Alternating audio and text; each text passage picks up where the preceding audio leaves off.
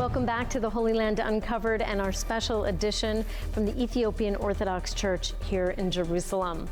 Joining me now is Dr. Galit Tovel, who was just featured in the documentary we screened. Galit, thank you so much for joining me. You've been on quite a journey, we could say, but the documentary we've seen is really just one chapter in a larger project, because really what you're working on is really a paradigm shift in the way that we think about the evolution of monotheism. Exactly. Actually, it's a chapter that started as being an Egyptologist. I started this journey with the story of Exodus, understanding whether I can find some evidence in the story of Exodus, but in the Egyptian side, in the Egyptian manuscript. And this journey started actually with a word, with a single word. It started with a name, an Egyptian name, which is actually an historical figure. The name is Ahmose, is a prince from the 18th dynasty, that when you are reversing the letter of this prince, what you are getting phonetically is the word Messiah. And the figure, this historical figure, reminds us very much of Moses, of our Moses in the story of Exodus. Now, when you look at the language, because the ancient Egyptian language, is created by sign, by hieroglyphic sign. Pictures, hieroglyphics. Pictures, exactly. And his name is actually a combination of three signs. One is the foxes, the second one is the stick, and the third one is the moon. So you've basically decided to travel around the world to try to still find remnants of this moon culture, and you just came back from Turkey. Right. I went to Turkey. The reason that I decided to go to Turkey is because the two ancient cities, Ur-Kasdim and Haran, the same cities that Abraham, started his journey in the book of Genesis, are actually the center of the moon god, of this ancient moon god that we know by the name of Sin, the same Sin of the mountain Sinai. So I wanted to see whether I can find other evidence about, the same moon cult that we have in Ur-Kasdim to understand, the landscape. And you found more evidence. And I found more evidence, which I didn't know that I'm going to find when I went there. We are talking about two new sites, two prehistorical sites, if I can say, because they are dating to 12,000 BC. One of them is Gobli Tepe, the second one is Karahana Tepe, which is dated even further, 15,000 BC.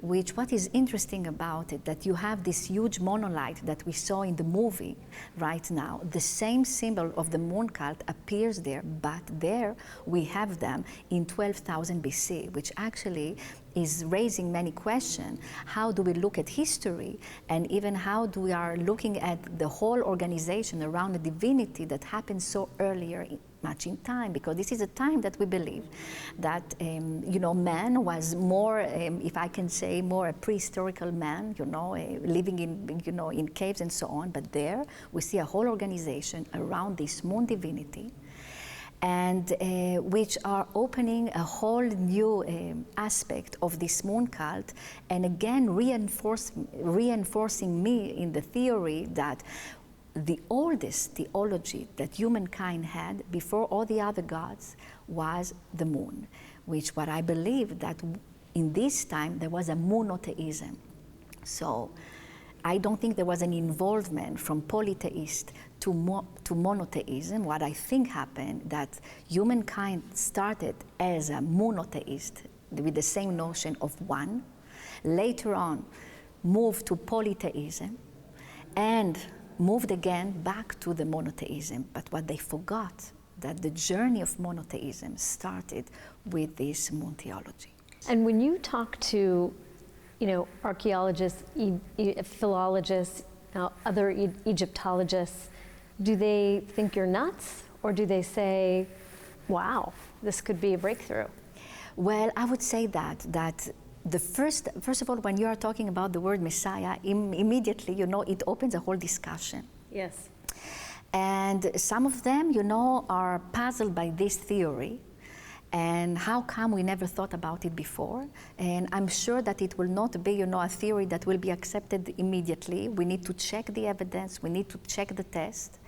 But because I'm in this journey for 4 years, I collected a lot of information about it. What I can say, that in every religion, in Christianity, in Judaism, even in Buddhism and others, there are some remnants of this moon theology. Right. And slowly, what we see, that there is a memory, there is a collective memory about this moon theology, but what I feel that every people, every religion remembers something of it. And now my goal is actually to collect all this evidence with a joint effort of all these wonderful religions. Fascinating stuff. Thank you so much, Dr. Galit Tovel, for joining me on the show. And that's it for our special edition of the Holy Land Uncovered. We came to you this week from the Ethiopian Orthodox Church in Jerusalem. Join us next week for another edition. Until then, shalom.